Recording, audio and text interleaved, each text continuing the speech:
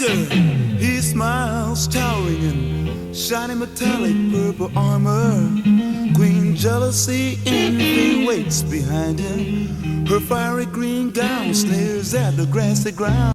Alors je suis avec Alain Finkielkraut au Salon du Livre. Alain Finkielkraut, merci de prendre du temps pour nous répondre après le débat éprouvant que vous avez eu au CNL.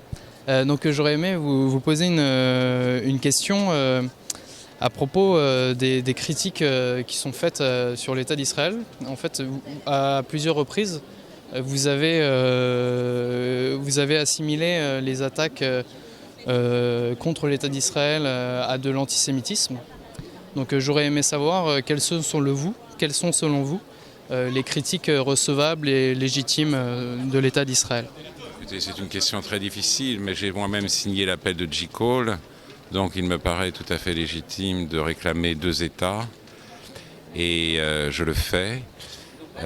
Ce que je juge inconvenant et même insupportable, c'est de faire d'Israël la source de tous les maux de la terre et de comparer la situation des Palestiniens à ce que les Juifs pouvaient subir pendant la Deuxième Guerre mondiale. Donc quand je lis dans un article d'Edgar Morin et de Daniel Salnav et de Sami Naïr que les Juifs se comportent comme la race supérieure, je pense qu'une limite est franchie.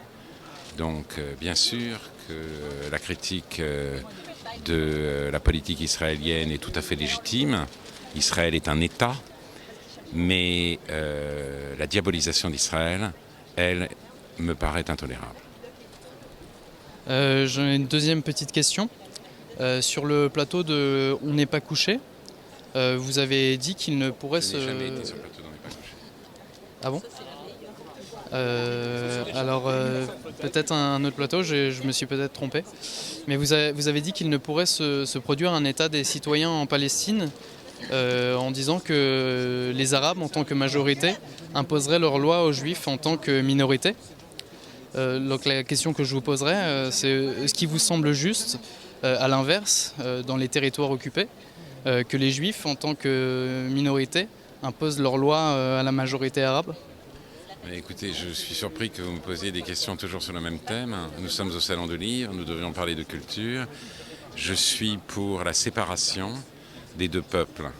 Et donc je suis pour un État palestinien en Cisjordanie et à Gaza, pour peu que les Palestiniens se réconcilient. Et je ne suis pas sûr que l'on puisse y arriver.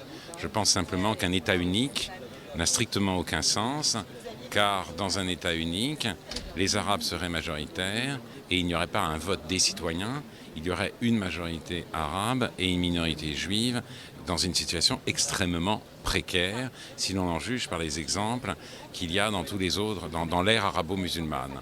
Donc je plaide pour la coexistence de 2 États, un État où les Juifs soient majoritaires et un État où les Palestiniens seraient majoritaires. Je plaide donc, même plus que cela, pour un démantèlement d'une grande partie des implantations qui se trouvent aujourd'hui en Cisjordanie. Est-ce que vous pensez qu'un autre sionisme est possible? Aujourd'hui, le choix il est entre sionisme et antisionisme.